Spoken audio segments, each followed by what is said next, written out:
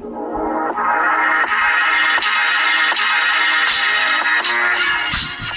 Students, आज हम exercise 7.4 के सॉल्यूशंस करेंगे। स्टूडेंट्स 7.4 में जो हमें टॉपिक पढ़ना है वो है टू स्पेशल फॉर्म्स। स्टूडेंट्स आपने एक स्पेशल फॉर्म 7.3 में भी सीखा था, जिसमें कि आपने सीखा था integration of A X plus B to the power N जो होता है, इसका फॉर्मूला आपने पढ़ा हुआ है, राइट। बट जो हम 7.4 में स्पेशल फॉर्म पढ़ने वाले हैं वो एक्चुअली इस वाले से काफ़ी डिफरेंट है।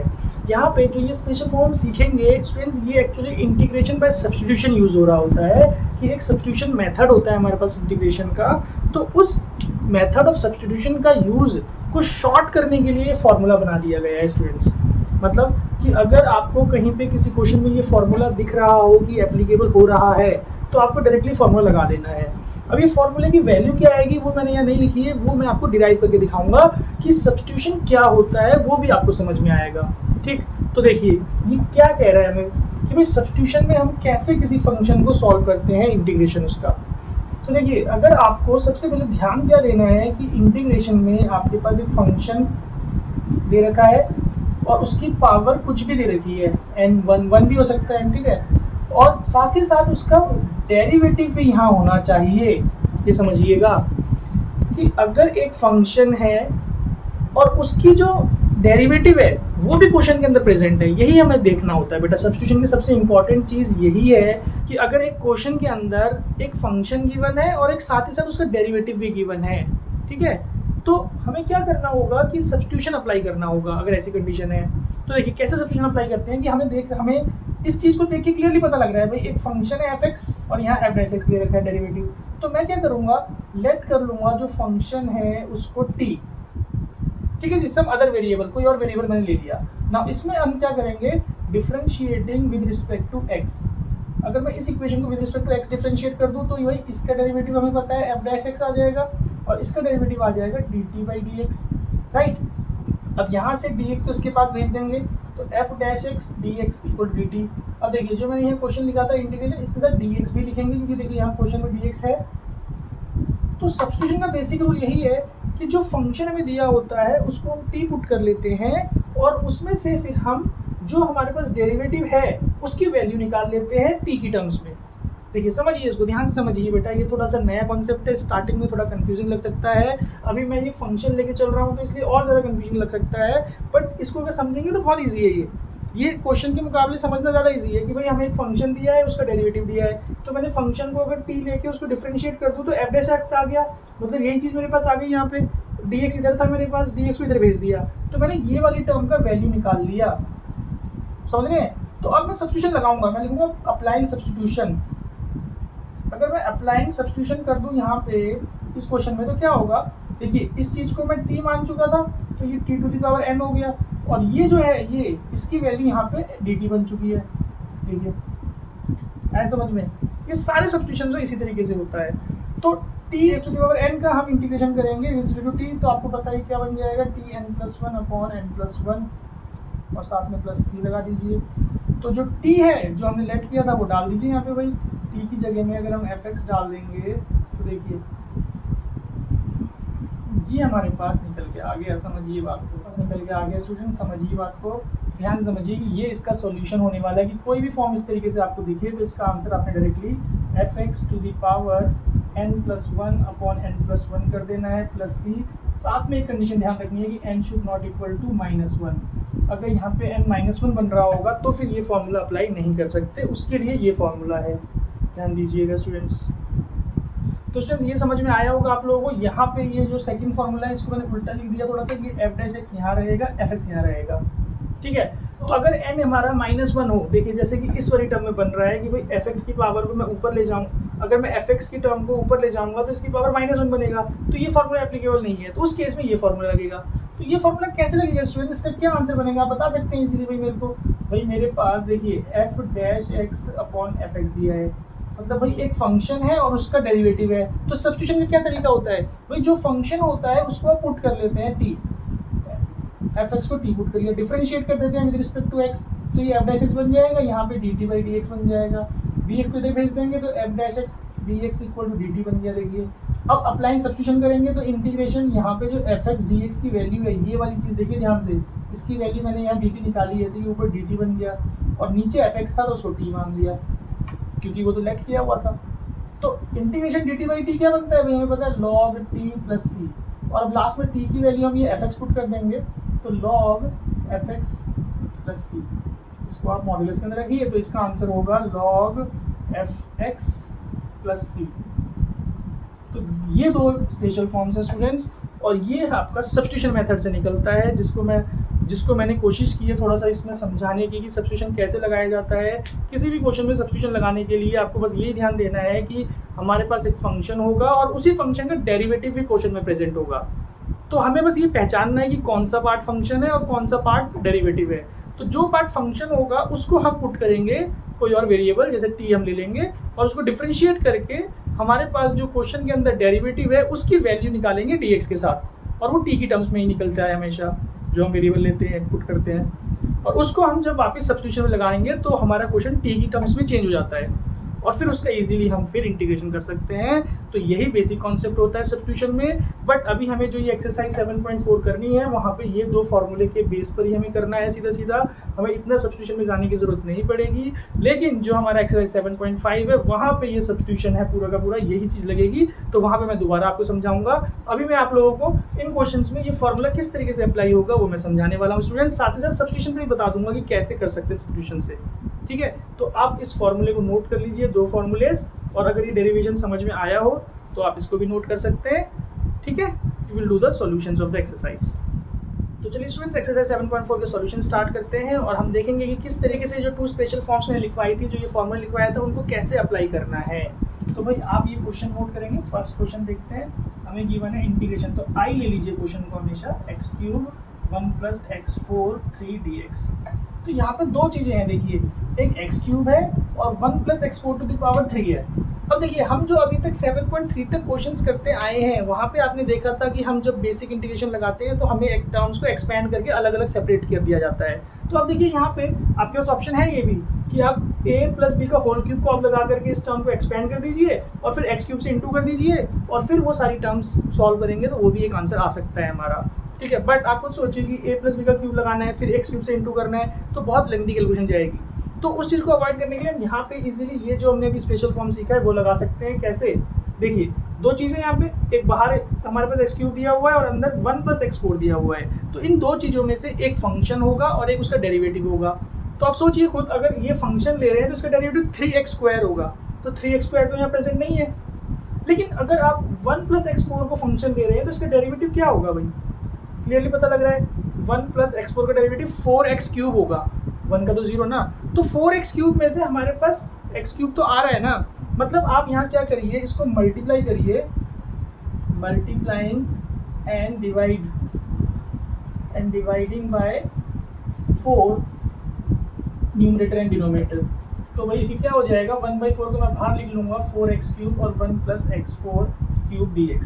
नाउ अब हमें यहाँ क्लियरली पता लग रहा है कि हियर अगर फंक्शन हमारे पास 1 + x4 है तो इसका f' मेरे पास 4x³ आ रहा है, भाई साथ में है ना, तो आपको लिखना है therefore it is of the form, भाई कौन सी फॉर्म में आ गया, इंटीग्रेशन fx⁴n, ठीक है जी, इसका होल पावर है और .fx dx। अभी सीखा था हमने कि भाई अगर ऐसी कंडीशन हो कि एक फंक्शन है उसकी पावर कुछ है और उसका डेरिवेटिव प्रेजेंट है तो क्या आंसर होता है जी इसका आंसर होता है fx⁴n+1/n+1 + c। तो यहाँ इसमें अप्लाई कैसे होगा, therefore i = 1/4 integration 4x³ 1 + x4³ dx is equal to क्या आएगा जी, 1/4 को तो बाहर ही रखिए, हमारा फंक्शन ये है, देखिए मैंने यहाँ फंक्शन लिखा हुआ है, तो इसकी पावर जो 3 है 1 + x4 की पावर 4/4 कर दीजिए प्लस c। तो ये हमारा सॉल्यूशन आ गया स्टूडेंट्स, क्वेश्चन नंबर 1 का सॉल्यूशन। ये हमने फॉर्मूले को अप्लाई किया स्टूडेंट्स। ठीक है, अब देखिए ऐसा हो सकता है कि भाई फॉर्मूला समझ ना आए या माइंड में स्ट्राइक ना करे, तो इसको सिंपल सब्स्टिट्यूशन से कैसे करेंगे वो भी मैं समझा देता हूँ, इसका ऑल्टरनेट मेथड जो हमें 7.5 में करना होता है। ठीक है, अब ऐसा कोई हार्ड एंड फास्ट रूल नहीं है कि भाई आपको यही फॉर्मूला लगाना ही पड़ेगा इसमें, समझ आ रही है बात। अगर आप बेसिक सब्स्टिट्यूशन समझ गए, जिस सब्स्टिट्यूशन से ये फॉर्मूला डिराइव हुआ है, तो वो सब्स्टिट्यूशन आप डायरेक्टली इसमें लगा सकते हैं विदाउट यूजिंग दिस फॉर्मूला। देखिए कैसे इसको करेंगे, आई हमारे पास है x³ 1 + x4³ dx। सब्स्टिट्यूशन लगाने के लिए अगेन दो चीज ध्यान रखनी है कि भाई एक फंक्शन होगा, एक उसका डेरिवेटिव होगा, वही पहचानना है कि कौन सा फंक्शन है और कौन सा डेरिवेटिव है। लाइक अभी मैंने बताया था एक्स क्यूब का डेरिवेटिव प्रेजेंट नहीं है बिकॉज 3x² है, तो ये हमारा फंक्शन नहीं होगा। इसका डेरिवेटिव प्रेजेंट है तो ये फंक्शन है और ये डेरिवेटिव है, तो क्या करेंगे हम पुट कर लेंगे 1 + x4 को t, इसका डेरिवेटिव करेंगे भाई differentiating with respect to x। मैं पूरा प्रॉपर बता देता हूँ स्टेप्स में। तो देखिए 1 का 0, ये हो जाएगा 4x³ इक्वल टू dt/dx यहाँ से। अब हम क्या करेंगे, हमारे पास देखिए x³ है और dx है, इनकी वैल्यू मेरे को यहाँ से निकालनी होती है, तो dx को मैं इधर भेजूंगा, x³ dx equal to dt/4। अब बात समझिए कि सब्स्टिट्यूशन अप्लाई होगा कैसे। नाउ ऑन अप्लाइंग सब्स्टिट्यूशन, ये देखिए जब आपको प्रैक्टिस हो जाएगी अच्छे से तो ये लिखने की जरूरत नहीं होती है स्टेप्स, आप सीधा इसको डिफरेंशिएट करेंगे और सीधा यहाँ पे ऐसे लगाएंगे I इज इक्वल टू, देखिए x³ dx की वैल्यू यहाँ से हमने क्या निकाली है, बात समझिए, इतने पोर्शन की वैल्यू dt/4 निकाली है, तो 1/4 को मैं बाहर रख लूंगा, dt आ जाएगा ऊपर, और जो ये पोर्शन है इसको तो t मान चुका था मैं, t की वैल्यू q। समझिए ये सब्स्टिट्यूशन लग के क्वेश्चन रिड्यूस हो गया t की फॉर्म में। सब्स्टिट्यूशन लगने में यही होता है कि एक हमारा जो वेरिएबल था x वो चेंज हो जाता है दूसरे वेरिएबल में, t में चेंज हो चुका है ये। अरे समझ में बात, कंफ्यूज तो नहीं हो रहे? सोच रहे सर क्या करा रहे हैं ये? बेटा ये सब्स्टिट्यूशन का बेसिक समझा रहा हूँ मैं कि जो अगले एक्सरसाइज में भी यूज होगा, और आप इस एक्सरसाइज में भी पूरा इस तरीके से लगा सकते हैं। ऐसा कोई हार्ड एंड फास्ट रूल नहीं है कि आपको यही फॉर्मूला लगाना है, ठीक है। इस फॉर्मूले में भी आपको समझ में अगर आ रहा है तो बहुत अच्छी बात है, बट ये फॉर्मूला जो डिराइव हुआ है ये इसी मेथड से हुआ है, ठीक है ना। तो मैं इसलिए ये मेथड समझाना चाह रहा हूँ, आप इसको एक अल्टरनेट मेथड में एक समझिए, अदरवाइज नहीं समझ में आ रहा तो आप यही चीज करिएगा, ठीक है। जिन बच्चों को समझ में आ रहा है वो देखिए। अब इसका इंटीग्रेशन कर देंगे तो 1/4 बाहर रहेगा, t 4/4 प्लस c। अब t की वैल्यू हम लास्ट में पुट कर देंगे क्योंकि क्वेश्चन तो हमारा x में था ना, तो ये x में आना चाहिए। 1/4 t की वैल्यू हमारी 1 + x4 था, 4/4। देखिए वही आंसर है। आई होप थोड़ा सा फंडा समझ में आया होगा कि सब्स्टिट्यूशन कैसे लगता है। अगर नहीं आया है तो इसको रिपीट करके एक बार देख लीजिए। यही कॉन्सेप्ट हमें लगाना होता है हर क्वेश्चन में। इसमें आप इस फॉर्मूले से भी कर सकते हैं, ये स्टेप हमें लगाना है तो फॉर्मूले से करेंगे अभी इन एक्सरसाइज को हम, क्योंकि बुक में एक्सरसाइज में इसी फॉर्मूले के यूज से दिया हुआ है, तो हम इसको इसी एक्सरसाइज से इसी फॉर्मूले से सॉल्व कर लेंगे बाकी क्वेश्चंस। मैंने फिर भी आप लोगों को एक बेसिक चीज बता दी है कि कैसे सब्स्टिट्यूशन लगाया जाता है, जो हमें 7.5 में यही लगाना होगा, ठीक है जी। नोट कर लीजिए, then we will do the second part. तो स्टूडेंट सेकंड पार्ट देखते हैं फर्स्ट का। तो देखिए मैं आप लोगों को अभी स्टार्टिंग में जो क्वेश्चंस करवा रहा हूँ स्टेप्स में करवा रहा हूँ, ठीक है ना। यही स्टेप्स आपको फिर बाकी में फॉलो करने होंगे, तो मैं बाकी में डायरेक्टली करूंगा इस आंसर्स को, आप समझ जाएंगे आई होप। तो देखिए I इज इक्वल टू ले लेना है क्वेश्चन को, और यहाँ पे हमारे पास x² + 4x + 3 गिवन है dx। तो आप देखिए क्लियरली पता लग रहा है कि भाई इसका डेरिवेटिव ये है, तो आप यहाँ लिख लीजिए here fx is equal to x² + 4x + 3। तो इसका जो f' है क्लियरली 2x + 4, ये इसी के साथ में दिया हुआ है, तो it is of the form, कौन सी फॉर्म बन गई बताइए? It is of the form integration fx to the power n f', ठीक है ना। ये आगे पीछे है कोई फर्क नहीं पड़ता, इनटू में ये टर्म इधर हुई है और ये टर्म इधर है, तो इसका आंसर हमें पता है क्या होता है, fx की पावर n+1/n+1 + c, ठीक है जी। तो ये तो सीधा ही दिया हुआ है, इसमें कोई हमें मल्टीप्लाई डिवाइड करने की जरूरत नहीं पड़ी। तो भाई आंसर क्या होगा, आप पहले क्वेश्चन को लिख लीजिए दोबारा से, और इसका जो आंसर हो जाएगा हमारे पास ये fx है, इसकी पावर हाफ है, तो जी आपको पता है हाफ में हम +1 करेंगे तो 3/2 आ जाएगा, और ये 2/3 आगे प्लस c, ये आंसर आ गया जी, ठीक है। तो चलिए सेकंड का फर्स्ट पार्ट सॉल्व करते हैं। सेकंड का फर्स्ट पार्ट में देखिए I ले लीजिए क्वेश्चन को, x × x² + 3/2 dx। तो क्लियरली देख के पता लग रहा है कि भाई ये फंक्शन होगा, इसका डेरिवेटिव 2x होता है, तो 2x में से हमारे पास x है, 2 हमें लाना है, तो मल्टीप्लाइंग एंड डिवाइडिंग बाय इसको करेंगे 1/2, 2x साथ में x² + 3 dx, ठीक है जी। तो अभी ये क्या बन रहा है, ये हमारा बन रहा है fx जिसकी पावर 3/2 है, और इसका डेरिवेटिव यहाँ दिया हुआ है, तो आप क्या करिए डायरेक्टली इसका आंसर लिखिए। देखिए 1/2 x² + 3, 3/2 + 1, 3/2 + 1 bracket close plus c, यहाँ लिख दीजिए रीजन में special form fx to the power n f' x dx, इतना लिख देंगे तो चल जाएगा जी, क्लियरली पता लग रहा है। या अभी जो मैंने बताया था fx इस तरीके से भी स्टेप्स बना सकते हैं। देखिए स्टेप्स बनाने आपके ऊपर है, मैं आप लोगों को तरीका बता रहा हूँ, एक हिंट दे रहा हूँ कि इस तरीके से स्टेप बना सकते हैं, और अगर आप इनको इम्प्रोवाइज करके और बढ़िया तरीके से स्टेप्स लिखेंगे तो वो आपके ऊपर डिपेंड करता है सारा। ठीक है, तो चलिए इसका आंसर क्या आया जी, 1/2 x² + 3 5/2 और ये 2/5 यहाँ से ये कैंसिल हो गया प्लस c, तो 1/5 this is your solution. I hope clear होगा students. Note it down so that we will do the next question. Now question number second का सेकंड पार्ट देखते हैं स्टूडेंट्स। आई ले लीजिए integration 4x + 1 upon 2x² + x - 7 dx। तो देखिए भाई clearly इसका डेरिवेटिव ऊपर है हमारे पास भाई, यानी कि ये क्या है 4x + 1 बन रहा है ना, तो आप इसकी पावर को यहाँ पे 1/2 है, ऊपर जाके -1/2 होगा, मतलब आप इसको पहले चेंज कर लीजिए इस तरीके से कि भाई 2x² + x - 7 की पावर -½ है जी। तो लगा लीजिए फॉर्मूला भी जो लगवाया था मैंने भाई, ये जो है 2x² + x + 7 -7 की पावर -½ + 1 करेंगे तो ये हाफ ही आएगा, या 2 आ जाएगा प्लस c, या रीजन लिख दीजिए भाई fx⁴n f'(x) dx form. Special form भी लिखेंगे तो चल जाएगा, बट स्पेशल फॉर्म कई सारी हैं इसलिए हम एग्जैक्टली ये वाली फॉर्म बता देंगे, ये फॉर्म थी तो ये आंसर आया। इस हाफ को यहाँ से हटा के इसका स्क्वायर रूट भी लिख सकते हैं, आप नेक्स्ट स्टेप में लिखिएगा, तो ये हमारा सॉल्यूशन हो गया स्टूडेंट्स। राइट, चलिए ठीक है, थर्ड पार्ट देखते हैं, थर्ड का फर्स्ट पार्ट देखते हैं। देखिए आप पहले आई ले लीजिए क्वेश्चन को, 3x + 1 अपॉन में 3x² + 2x - 5 to the power cube dx। तो यहाँ पे देखिए इसका डेरिवेटिव अगर देखिए 6x + 2 आ रहा है समझ में, ये तो 0 होगा, 6x + 2 और यहाँ पे 3x + 1 है, तो भाई क्लियरली पता लग रहा है 2 से मल्टीप्लाई करेंगे। अगर मैं 2 से मल्टीप्लाई कर दूँ तो 1/2 बाहर रखना पड़ेगा, ये 6x + 2 बन जाएगा। आ रही है समझ में बात, बताइए भाई, नहीं आ रही? आ जाएगी, धीरे धीरे देखिए, प्रैक्टिस करते जाइए, अपने आप समझ में आएगा, बहुत इजी चीज़ है भाई। अगेन इसका डेरिवेटिव यहाँ बन रहा है, तो भाई इंटीग्रेशन में आंसर क्या लिखेंगे हम भाई, इस टर्म का जब ऊपर ले जाएंगे पावर तो ये -3 बन रहा है, तो -3 + 1 -3 + 1 प्लस c, इसको आप सॉल्व कर लीजिए, ये -2 नेक्स्ट स्टेप में लिखिएगा, ये -2, तो भाई इसको सिंप्लीफाई करके लिखेंगे तो -1/2 और -1/2 के साथ में ये चीज़ आ जाएगी आपकी, नीचे पॉजिटिव होके स्क्वायर बन जाएगा plus c, this is our answer. Friends 1/2 छूट गया है वहाँ पे, आप 1/2 से इंटू कर देंगे तो आंसर करेक्ट आ जाएगा। ठीक है जी।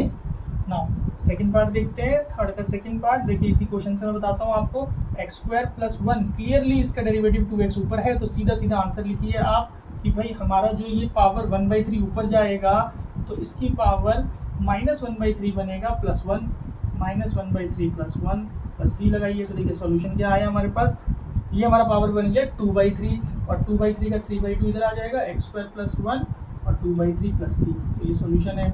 आई होप स्टूडेंट समझ में आ रहा होगा, क्योंकि मैंने डायरेक्टली यहाँ लगा दिया, आप रीजन जरूर लिख दीजिएगा, ये फॉर्म है, यहाँ भी रीजन लिखना था, ये फॉर्म है, आप लोग लिख लेंगे आई थिंक। ठीक है जी। एक तरीका दूसरा ही बताया था मैंने फर्स्ट क्वेश्चन में कि भाई हम फंक्शन कौन सा है, उसका डेरिवेटिव कौन सा है वो लिख लेते हैं और फिर हम डायरेक्टली अप्लाई भी कर सकते हैं। ठीक, तो आपको जो मेथड समझ में आ रहा है उस तरीके से आप करिए। नाउ स्टूडेंट्स फोर्थ का फर्स्ट पार्ट देखते हैं। फोर्थ के फर्स्ट पार्ट में देखिए हमें क्या दिया गया है, ex + a/bex। देखिए इसका डेरिवेटिव ध्यान से देखिए क्या बन रहा है, bex बन रहा है जी, तो मेरे को b क्या करना पड़ेगा, i लेकर के b से आप डिवाइड कर दीजिए और b से इंटू कर दीजिए।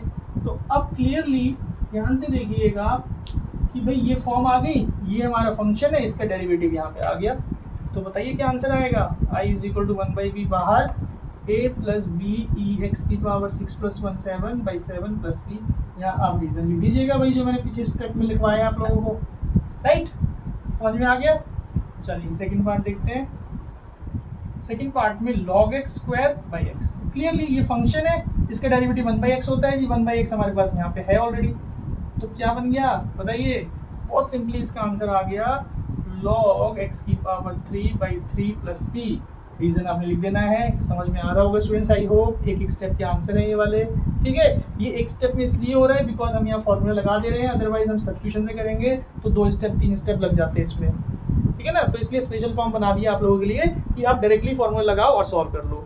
और एक और बात स्टूडेंट्स कि भाई जिसने अभी तक हमारे चैनल को सब्सक्राइब नहीं किया है वो जरूर हमारे चैनल को सब्सक्राइब करें। आई होप कि जो मेरा मेथड है वो आप लोगों को समझ में आ रहा होगा, जिस तरीके से मैं समझाने की कोशिश कर रहा हूँ आप लोगों को। अगर आप लोगों को समझ में आ रहा है और आप सॉल्यूशंस को नोट कर रहे हैं यहाँ पे आके वीडियो में, तो प्लीज़ हमारे चैनल को सब्सक्राइब कीजिए और अपने दोस्तों के साथ भी इसको शेयर करना ना भूलें। चलिए आगे बढ़ते हैं, क्वेश्चन नंबर 5 देखते हैं। 5 में यहाँ पे देखिए under root of 3 plus log X, इसका डेरिवेटिव तो 1/x ही बनेगा इसी तरीके से, और इसकी पावर हमारी 1/2 है। तो कितना सिंपल क्वेश्चन हो गया जी, आई कर दीजिए equal to 3 plus log X की पावर 1/2 प्लस 1, एक स्टेप में करते हैं 3/2 हो गया जी, और ये 2/3 प्लस c हो गया जी, खत्म आंसर। समझ रहे हैं, मुश्किल तो नहीं लग रहा, ज़्यादा मुश्किल नहीं है स्टूडेंट्स। ध्यान से देखिए 3 प्लस लॉग एक्स है, इसकी पावर अगर हम 1/2 कर लें और यहाँ पे इसका डेरिवेटिव ये हमारा फंक्शन है, इसका डेरिवेटिव नीचे है, तो जो फंक्शन की पावर होती है उसमें n+1 हो जाता है, ये तो हुआ है। ठीक है, नाउ सेकंड पार्ट देखिए, इसको थोड़ा ध्यान से देखिएगा, इसको हमें एडजस्ट करना पड़ेगा। कैसे? सेकंड पार्ट में i is equal to integration, जो हमारे पास 3 है इसको मैं पीछे कर देता हूँ, ये जो x है प्लस 1/, इसको ऐसे लिख देता हूँ, और ये देखिएगा ध्यान से, अब इसको भी मैं अलग कर लेता हूँ, x by x plus 1 by x, और ये x प्लस लॉग एक्स का स्क्वायर। तो यहाँ से देखिए ये 1 हो गया। अब ये बिल्कुल फॉर्म बन गई। कैसे? आप इस फंक्शन का डेरिवेटिव करके देखिए 1 प्लस 1/x, तो ये चीज़ आ गई ना यहाँ, तो ये वही फॉर्म आ गई दोबारा, fx की पावर n और साथ में f'(x). तो भाई क्या आंसर होता है, जो fx है उसकी पावर 1 + n+1 करके डिवाइड बाई n+1, तो क्या आंसर आया बताइए। और ये टर्म तो बाहर लगा ही रहेगा, x प्लस लॉग x की power 3/3 plus c। Next step में आप इनको कट करके आंसर लिख दीजिएगा भाई, तो ये हमारा सॉल्यूशन आ गया। रीजन भी लिखना जरूरी है भाई स्पेशल फॉर्म का। ठीक है जी, चलो आई होप स्टूडेंट्स आप लोगों को क्वेश्चन समझ में आ रहे होंगे। तो चलिए क्वेश्चन नंबर 6 सॉल्व करते हैं। 6 का फर्स्ट पार्ट देखिए, यहाँ पे e3x आएगा, मैंने नहीं लिखा था तो उसको चेंज किया है मैंने। क्वेश्चन में मैंने सिर्फ dx लिखा हुआ था यहाँ पे, तो e3x भी है। तो देखिए इसका 6 का फर्स्ट बहुत ही सिंपल हो गया। कैसे? इस फंक्शन का डेरिवेटिव करेंगे e3x, तो e3x का क्या आएगा, e3x डॉट 3, तो 3 की रिक्वायरमेंट है हमें, तो हम क्या करेंगे i इज इक्वल टू 1/3 लेकर के यहाँ पे e3x प्लस 1 की पावर 2 है, और डॉट इधर 3 लगा दिया मैंने। इस बार जो है ये फॉर्म जैसे क्वेश्चन जैसे हमारी स्पेशल फॉर्म लिखी होती थी उसी फॉर्म में आ गया कि fx की पावर 2 है यहाँ पे, यानी कि n2 है, और ये हमारा फंक्शन का डेरिवेटिव f'(x). तो समझ में आया, सीधा फॉर्म दिया हुआ है। अभी तक जो क्वेश्चंस थे ये डेरिवेटिव यहाँ था और ये टर्म इधर था, तो उससे कोई फर्क नहीं पड़ता, मल्टीप्लाई है तो कोई फर्क नहीं पड़ता। आप सीधा इसका आंसर लिखिए भाई, i इज इक्वल टू 1/3, इसकी पावर जो होगी, एक मिनट, ये चीज़ पावर में नहीं है, ये यहाँ पे आएगी +1, 3/3 प्लस c 1/9 हो जाएगा, इसको लिख लीजिएगा। सेकंड पार्ट भी इसी तरीके से है भाई, 1 प्लस e4x है, तो आपको पता है भाई e4x डॉट 4 निकलेगा साथ में इंटू में, तो आप क्या करिए 1/4 यहाँ पे 4 लगा लीजिए। नेक्स्ट स्टेप में लिखिएगा, यहाँ पे मैं डायरेक्टली इसका आंसर लिखूंगा, अब यहाँ पे आप समझ गए होंगे 1/4, और इसकी पावर 2 ऊपर जाएगी, तो 1 प्लस e4x की power -2 plus 1 plus c।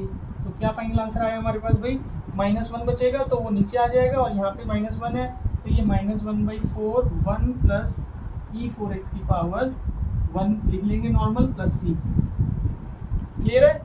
I hope समझ में आ गया होगा, नोट कर लीजिए। Then we will do the 7th question. चलिए क्वेश्चन 7 देखते हैं स्टूडेंट्स। देखिए x⁵ न्यूमरेटर में है और अपॉन 1 प्लस x⁵ तो इसका डेरिवेटिव ऊपर बन रहा है क्लियरली भाई, 6x5 बनेगा इसका, तो यहाँ पे x⁵ तो है ही, तो भाई 6 लगा लीजिए आप, मल्टीप्लाई यहीं पे कर देता हूँ मैं 1/6। ठीक है जी, तो अब इसका आंसर क्या आएगा, लेकिन ये ध्यान रखिएगा कि जो फंक्शन है इसकी पावर यहाँ 1 है।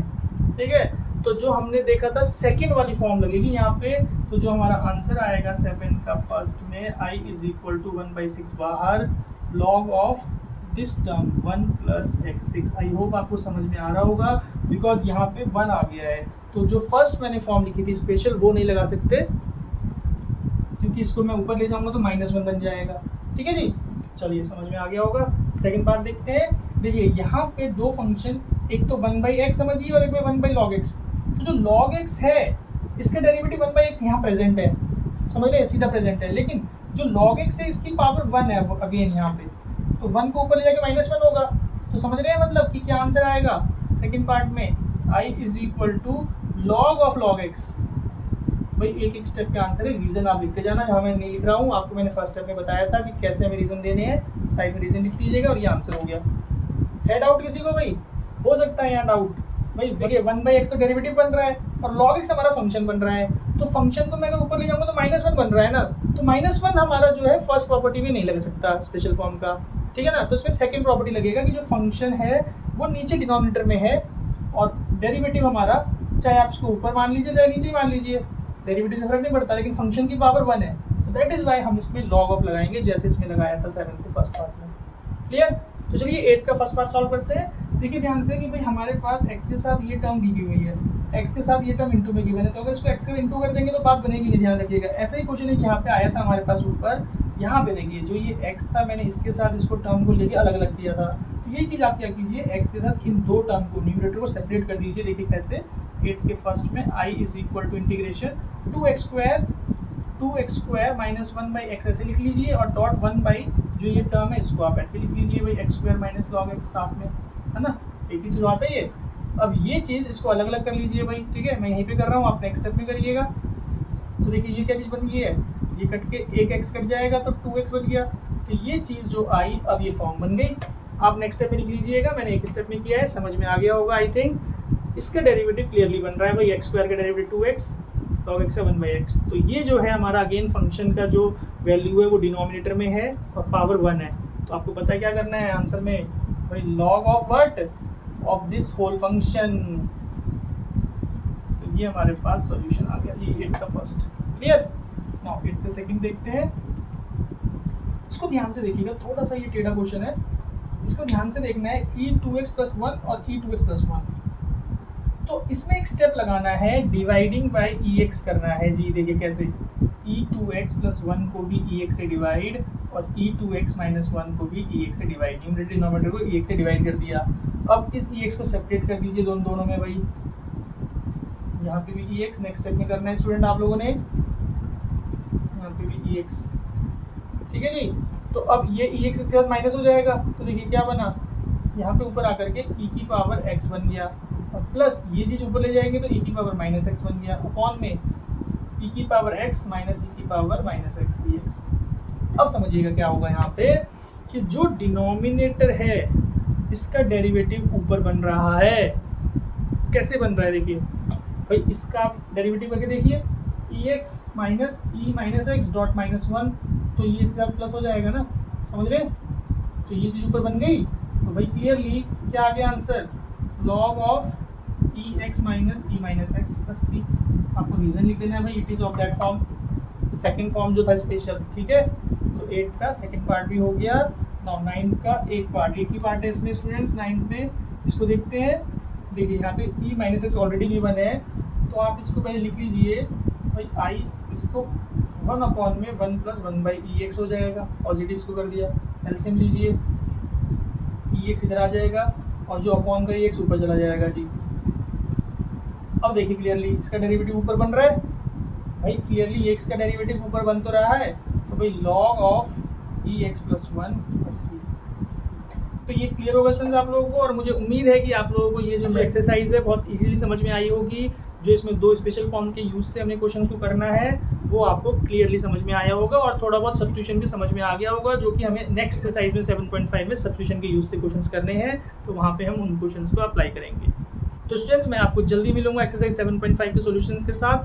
Thank you, take care, bye bye.